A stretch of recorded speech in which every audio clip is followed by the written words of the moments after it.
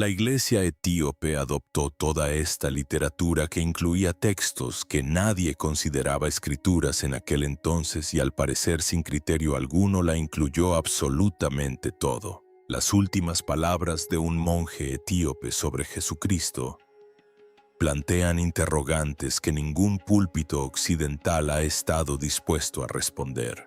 Pasó 60 años recluido en un monasterio en lo alto de un acantilado en el norte de Etiopía, aislado tras una sola cuerda de cuero, custodiando un manuscrito más antiguo que la mayoría de las copias conservadas del Nuevo Testamento. Se trata de un raro manuscrito bíblico ortodoxo etíope, escrito a mano en ge'ez, la lengua litúrgica sagrada de Etiopía. Él nunca predicó a partir de él, nunca lo citó, nunca lo dejó salir de la habitación. Entonces, en la última noche de su vida, con la vela casi consumiéndose y sus discípulos inclinados hacia él, finalmente pronunció las 3 enseñanzas de Cristo, que casi 2000 años de cristianismo institucional se habían dedicado a sepultar.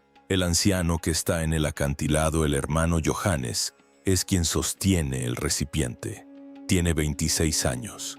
Ha vivido en Debredamo durante 9 años, y en todos esos años, nunca había visto las manos del anciano temblar como tiemblan ahora. A su lado, el diácono Micael, mayor y más callado, se niega a mirar directamente el manuscrito abierto sobre la cubierta de piel de cabra.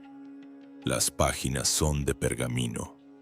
La escritura es ge'ez, la lengua sagrada de Etiopía, la que se dice que hablan los ángeles. Los ojos de Abba Tekle están nublados por cataratas que han ido empeorando durante una década. Sus dedos están manchados de negro en las puntas por 60 años de mojar una pluma de caña en tinta ferrogálica. Ya no puede leer la página que tiene delante. No lo necesita. Ha leído este manuscrito a diario desde que tenía 31 años. Lo conoce a la perfección como un corazón conoce sus propios latidos. Y este manuscrito no es una copia de nada que usted haya tenido en sus manos. Es más antiguo que la mayoría de las copias conservadas del Nuevo Testamento. Es uno de los 3 únicos volúmenes conocidos en el mundo. Y lo que está escrito en su interior es la razón por la que un anciano frágil encaramado en un acantilado del norte de Etiopía está a punto de hacer en la última noche de su vida, algo que 30 generaciones de monjes se negaron a hacer antes que él. Va a hablar. Esto es algo que a la mayoría de las personas criadas en el cristianismo occidental nunca se les ha dicho. Tu Biblia no es la Biblia completa. El canon occidental se limitó a 66 libros. La Iglesia Ortodoxa etíope conservó 81. El libro de Enoc, que Roma desechó, nombra a 200 ángeles guardianes, que descendieron al monte Hermón, tomaron esposas humanas y engendraron a los Nefilim, Semiasa, Azazel y Baraquiel, todos ellos mencionados en la página. Roma lo eliminó, Etiopía lo conservó, pero Enoc no es la razón por la que Abba Tekle tiembla en su lecho de muerte. Lo que Jesús realmente dijo. El libro sobre la manta de piel de cabra se llama Mashafa Kedus, el libro del pacto, y el hombre que lo ha custodiado durante 60 años cree que lo que está escrito en su interior es la razón por la que gran parte de lo que el mundo moderno llama cristianismo se basa en una enseñanza que fue casi completamente borrada. Mira lo que realmente te dicen tus evangelios occidentales. Los 40 días entre la resurrección y la ascensión, la ventana de enseñanza más importante de toda la fe, se resuelven en Lucas en un puñado de versículos. Jesús aparece, Él bendice a los discípulos, Él asciende. 40 días, un párrafo sin contenido. La ventana más trascendental de la historia cristiana y se te entregó como una página en blanco. El Mashafa Kedus llena esa página. Según el texto que Abba Tekle abre esta noche, Cristo resucitado no regresó para consolar a sus discípulos. Regresó como un comandante reúne a sus oficiales en una habitación justo antes de que el edificio se derrumbe. Regresó para advertirles: Y lo primero que dijo, absolutamente lo primero, fue una frase que debería haber estado impresa en la portada de todas las Biblias jamás escritas. No construyan templos de piedra porque la piedra se desmoronará. Construyan el templo del corazón porque es eterno. Léalo con atención. No está ofreciendo inspiración poética. Está emitiendo una advertencia quirúrgica contra la misma infraestructura que más tarde se construiría en su nombre. Va aún más allá. Predice la llegada de hombres con largas túnicas que invocarán su nombre para acumular oro. Advierte sobre un futuro imperio que se apoderará de su cruz y la usará como arma. Cruzadas, inquisiciones, catedrales financiadas a costa de los pobres. Les dice claramente a sus discípulos que el verdadero creyente debe ser ajeno a los sistemas de los hombres. El hermano Johannes escucha la siguiente frase y se queda inmóvil. Si ahora mismo sientes que el suelo se mueve bajo tus pies. Eso es exactamente lo que sintió Abba Tekle la primera vez que leyó este pasaje a los 31 años. Suscríbete ahora, porque la siguiente enseñanza que está a punto de susurrar es la que los monjes siempre han considerado la más peligrosa de las tres. Es aquel que de haberse impreso y distribuido por todo el Imperio Romano habría vuelto irrelevantes de la noche a la mañana a todas las iglesias institucionales del mundo. Y la razón por la que fue enterrado te dirá más sobre cómo funciona realmente el poder que cualquier clase de historia. Dos vientos. Hace una pausa. La vela parpadea. El diácono Micael se inclina hacia él. Abba Tekle comienza a hablar de nuevo, y lo que describe a continuación suena menos a teología y más a medicina interna avanzada. Todo ser humano, dice, tiene dos vientos que lo atraviesan en todo momento. El viento de la vida y el viento del error. El viento del error no es una vaga idea de pecado. Es un parásito preciso, metódico, con puntos de entrada específicos. Entra por la codicia. Entra por los ojos cuando miran lo que no deben. Entra por la boca cuando habla con engaño. Y una vez que se instala, no solo empeora a la persona, calcifica el corazón. Endurece la estructura interna del ser humano hasta convertirlo en lo que el texto denomina, sin suavizar el lenguaje, una tumba andante. Una persona que se despierta, come, trabaja, duerme, se levanta de nuevo, pero cuyo mundo interior ya se ha enfriado. La tumba andante. Esa imagen lleva 2000 años en esta montaña. Casi nadie fuera de estos muros sabe que existe, pero aquí está la clave. Tras el diagnóstico, Cristo les da el antídoto. Y el antídoto no es un sacramento, no es un ritual, no es pertenecer a ninguna institución.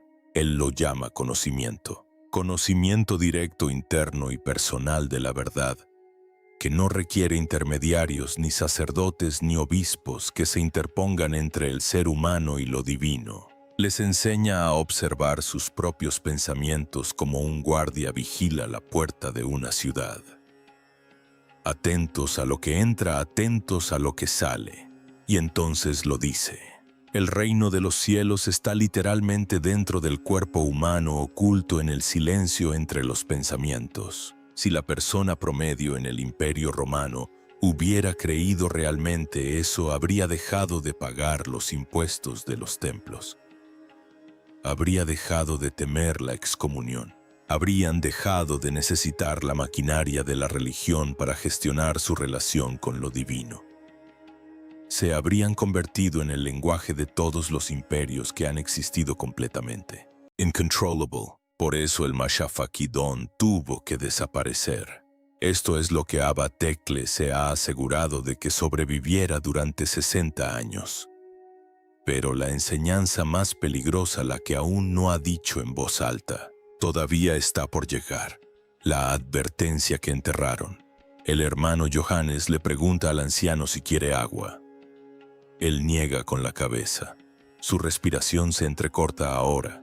La vela se consume más rápido de lo debido.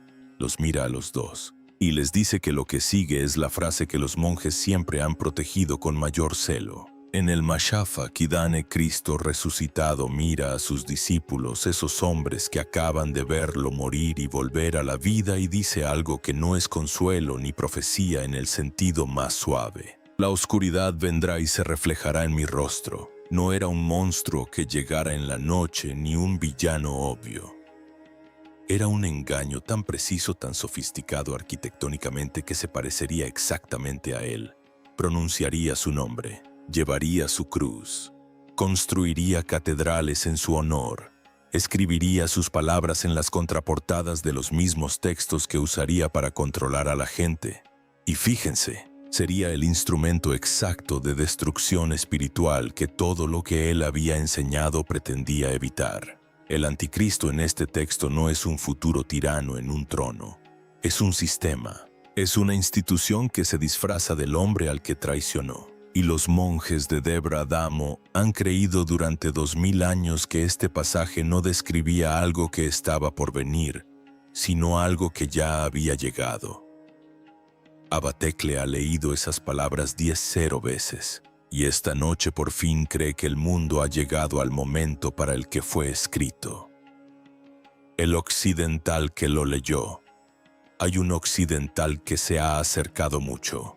Su nombre es Jacques Mercier. Es un etnólogo francés afiliado durante décadas al Centre National de la Recherche Scientifique de París. A finales de la década de 1990 fue el hombre en quien las autoridades etíopes confiaron para autenticar los evangelios de Garima. Los manuscritos cristianos ilustrados cuya datación por radiocarbono los situaría posteriormente entre los años 330 y 650 después de Cristo. Algunos de los manuscritos cristianos ilustrados más antiguos jamás encontrados en la tierra. Mientras Europa se abría paso a trompicones por la Edad Media, los monasterios de Etiopía permanecían sellados dentro de fortalezas en acantilados, preservando la arquitectura original de la fe, intacta sin editar, sin la aprobación de Roma.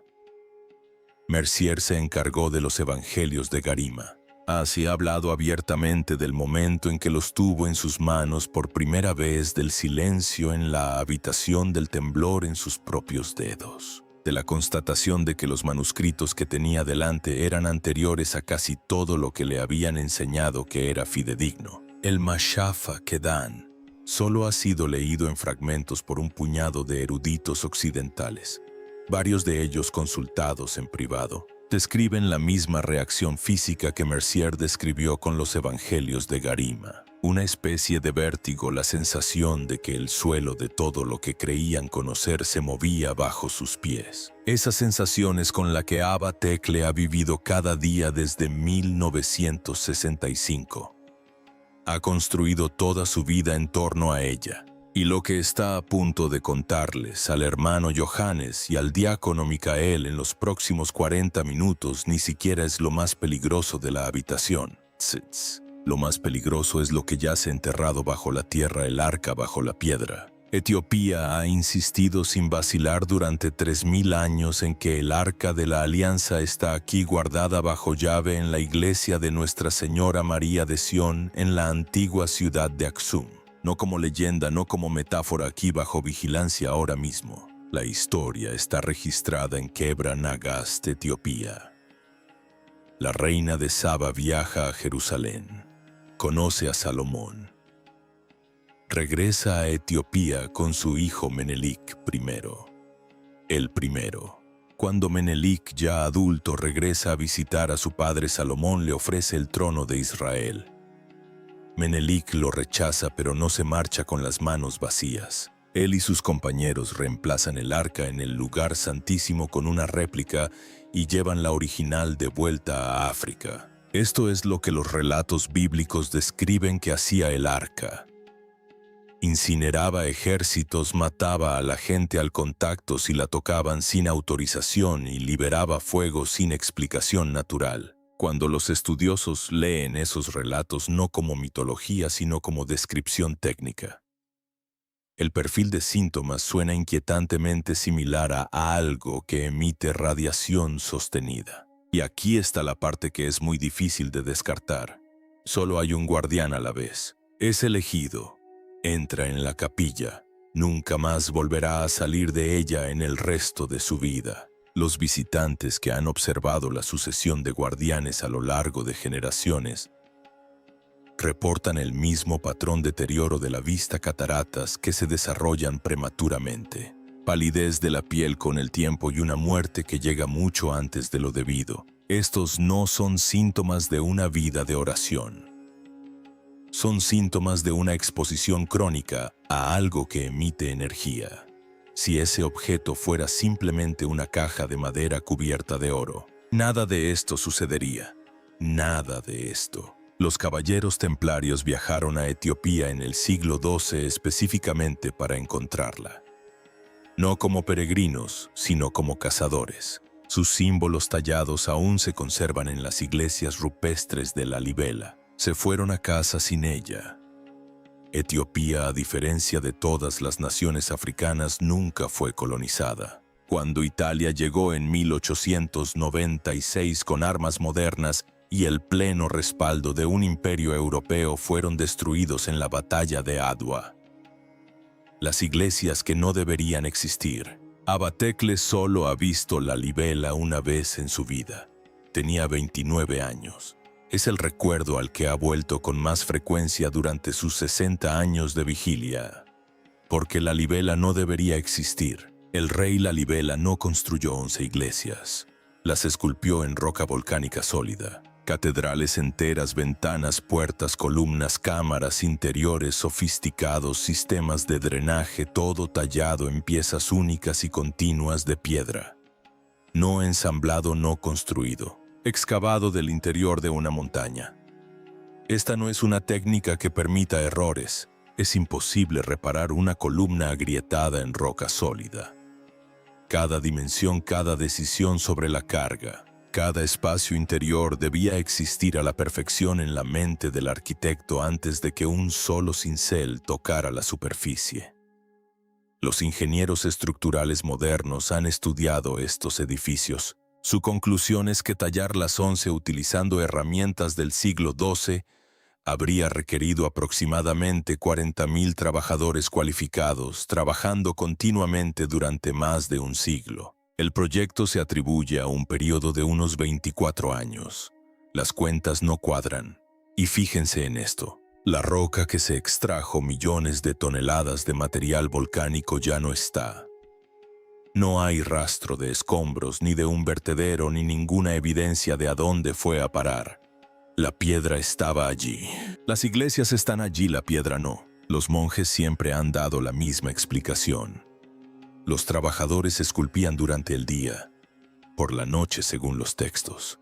Los ángeles descendían y continuaban la obra utilizando lo que se describe con extraña precisión como herramientas de luz que atraviesan la roca sólida sin fricción.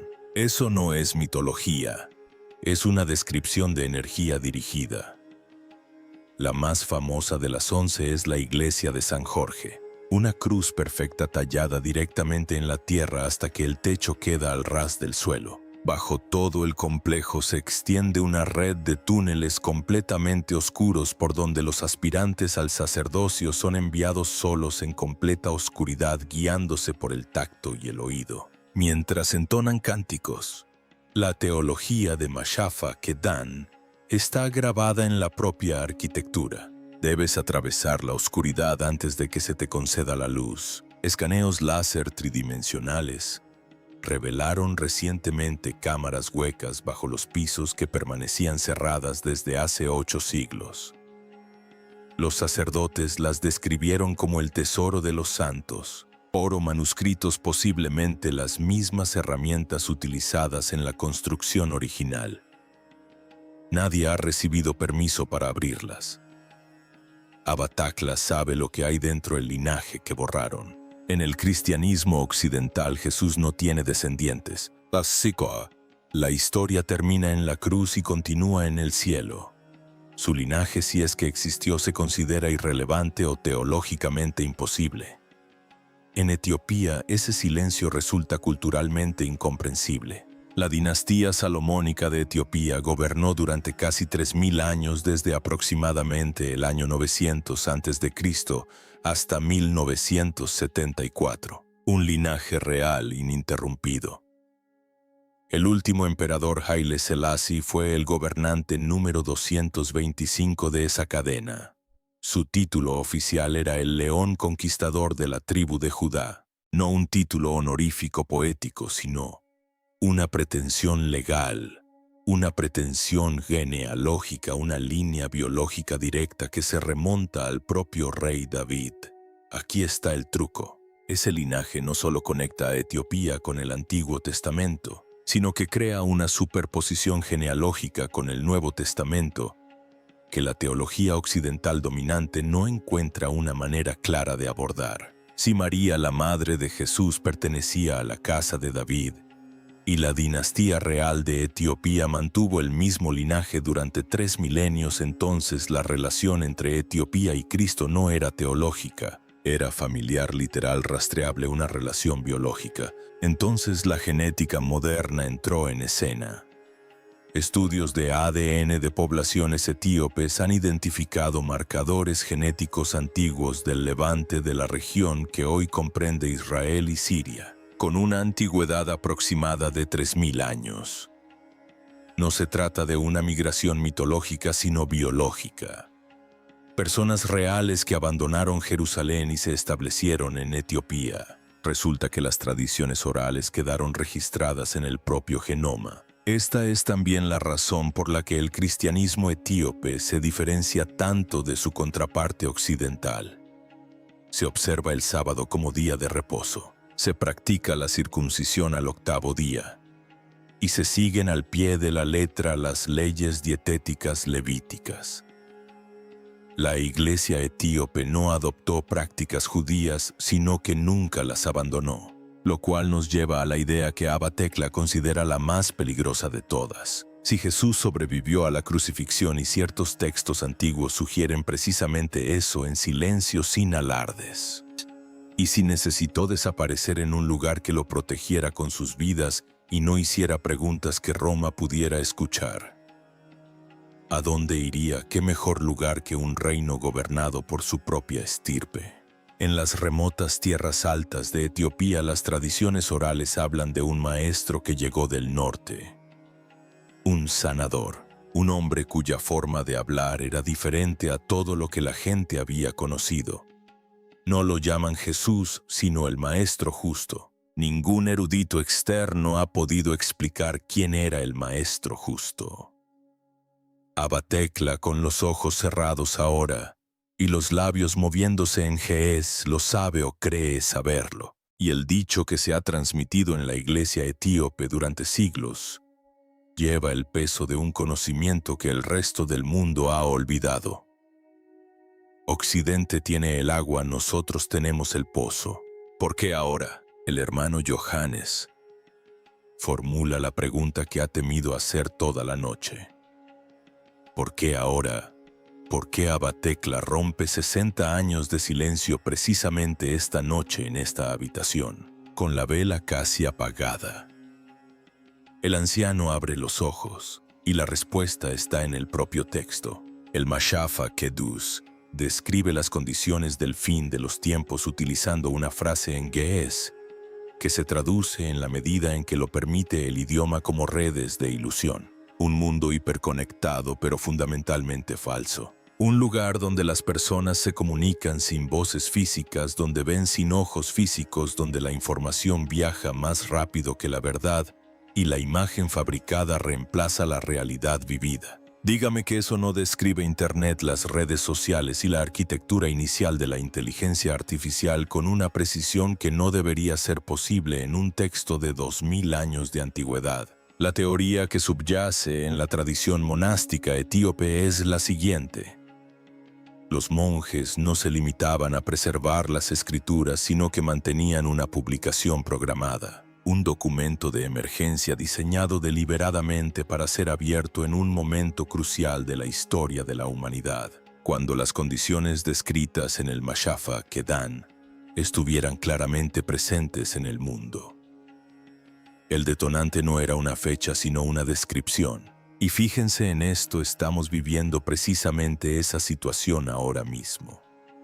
La confianza en los gobiernos se ha derrumbado. La confianza en los medios de comunicación se ha derrumbado. La confianza en la religión organizada está disminuyendo al ritmo más rápido de la historia moderna. La gente anhela algo que no puede nombrar.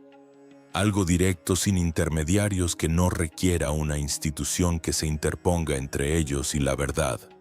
El Concilio de Nicea en el año 325 después de Cristo no se limitó a organizar el cristianismo. Según la lógica interna de los textos etíopes, se trató de un desarme selectivo. Los libros que se retiraron no fueron eliminados por carecer de fiabilidad histórica. Fueron eliminados porque describían a los seres humanos como agentes espiritualmente autónomos con acceso directo a lo divino sin necesidad de intermediarios sacerdotales. Al eliminar esos libros, la institución despojó al lector de su protección. Etiopía jamás aceptó esa eliminación. Algunos pasajes del Mashafa Kedan ni siquiera parecen teología, parecen física. Los investigadores han identificado un lenguaje que describe lo que la acústica moderna clasificaría como manipulación de la frecuencia resonante. El uso de sonido dirigido con precisión para alterar el comportamiento de la materia física. Si sustituimos la palabra ángeles en la libela por tecnología acústica avanzada, de repente nada en esas 11 iglesias resulta estructuralmente imposible. Esto no es un despertar religioso. Este es el regreso de una ciencia que fue enterrada deliberadamente por personas que sabían exactamente qué estaban enterrando y exactamente por qué. Y esta noche, en un acantilado del norte de Etiopía, al hombre que ha estado custodiando la última copia se le acaba el tiempo. El último aliento. La vela está casi consumida. El hermano Johannes ya puede oírla el crujido en el pecho del anciano. El diácono Micael tiene lágrimas en los ojos y él es de los que no lloran. La mano del abad Tekle reposa sobre la página abierta del Mashafa Kedan. Los dedos manchados de tinta no se mueven. Recoge el aliento que le queda y les dice que las 3 enseñanzas que acaba de transmitir no son curiosidades teológicas. Son un kit de supervivencia diseñado precisamente para este momento. Para personas que viven dentro de realidades fabricadas y que anhelan algo real. La primera enseñanza. No construyas templos de piedra porque la piedra se desmoronará. Construye el templo del corazón porque es eterno. La institución no puede salvarte. El edificio no puede contener lo divino. Ve hacia adentro o no vayas en absoluto. La segunda enseñanza. El reino de los cielos está literalmente dentro del cuerpo humano oculto en el silencio entre los pensamientos. Lo que has estado buscando no está detrás de un muro de pago. No está controlada por un obispo, una denominación religiosa ni la adhesión a un sistema de creencias específico. Está dentro de ti, en ese lugar donde el pensamiento se detiene y comienza algo más. La tercera enseñanza, la última que pronuncia, la que dice en voz baja como si las paredes mismas tuvieran oídos. La oscuridad vendrá y se apoderará de mi rostro. Les dice que esta es la enseñanza que ha dedicado 60 años a proteger, no porque sea la más mística, sino porque es la más útil de inmediato. La entidad contra la que Cristo advirtió el engaño que pronunciaría su nombre y cargaría con su cruz no estaba por llegar. Ya había llegado, y la única protección contra ella eran las 2 primeras enseñanzas. Ve hacia adentro, encuentra el silencio, y bajo ninguna circunstancia confundas el disfraz con el hombre. Se le corta la respiración. El hermano Johannes le toma la mano. El diácono Micael baja la cabeza y comienza a cantar en ge'ez, la lengua que según se dice hablan los ángeles. La vela chisporrotea, sisea y se apaga. Abba Tekle Haymanot muere sobre su manuscrito a las 3:40 de la mañana. Lavhamde. Habitación está a oscuras salvo por el frío azul de la luna que se filtra por la rendija de la celda en el acantilado. Sus discípulos han transmitido esas palabras desde entonces y esta noche.